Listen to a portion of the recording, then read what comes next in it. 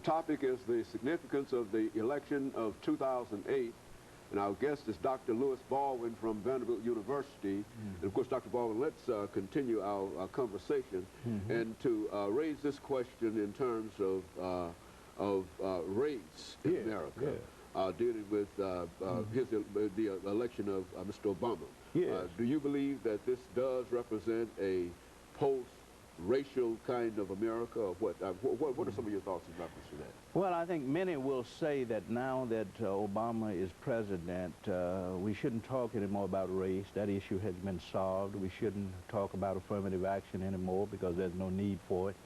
I disagree. I don't think his election means that we live in a post-racial America. We know that during the campaign, there were many racially charged incidents going on around the country. We know about the dragging death of Brandon McClendon down in Paris, Texas. Happened in September of this year, 10 years after James Byrd suffered the same fate in Jasper, Texas. We know that after the election, there were evidence of racist graffiti appearing on the walls, the doors of dormitory rooms on college campuses.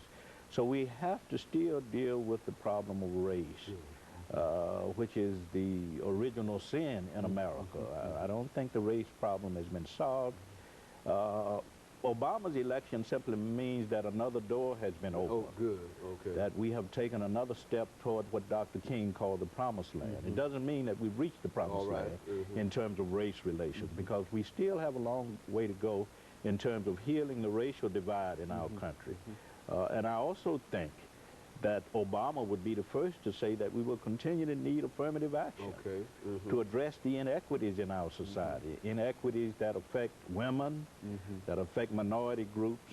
He would realize that because he himself is a product of affirmative action. As you well know, during the campaign, he evoked the memory of Dr. King on several occasions. He used the rhetoric of the civil rights movement. Now is the time. The fierce urgency of now, he talked a lot about.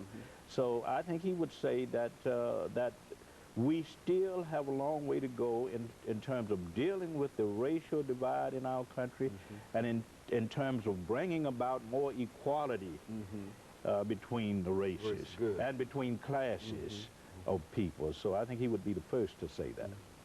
Yeah, when you talk about equality between the races, because you're talking about the economics in a real sense. On an economic level, economic level. Yes, because basic civil constitutional rights were pretty much achieved through the civil rights movement. Dr. King was killed, as you well know, when he was dealing with the issue of economic justice through the Poor People's Campaign, the sanitation strike. And that's where we are now. How do you bridge the chasms between the haves and the have-nots? And I think Obama realizes that, having worked as a community organizer early in his life, having been involved with bread and butter issues throughout his political career, I think he would bring that into the White House, a concern for uplifting and empowering and enabling people so they can you know, take care of themselves. As a matter of fact, one of the motives in terms of his entire campaign dealt with what? Uplift, economic uplift, all classes. And empowerment. Yeah, empowerment, and I think as Reverend Jesse Jackson is quoted to have said, the rising tide raises what? All boats. Exactly. And I'm not sure where that came from, but he is the first person that I heard say that.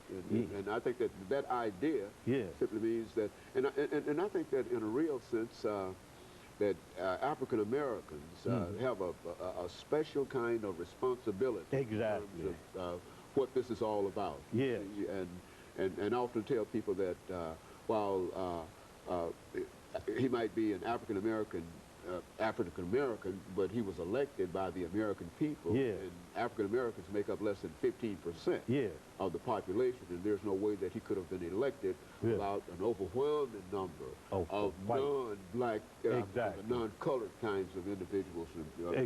So I think that in a real sense, we owe that to them, from that perspective. And we need to understand also that Obama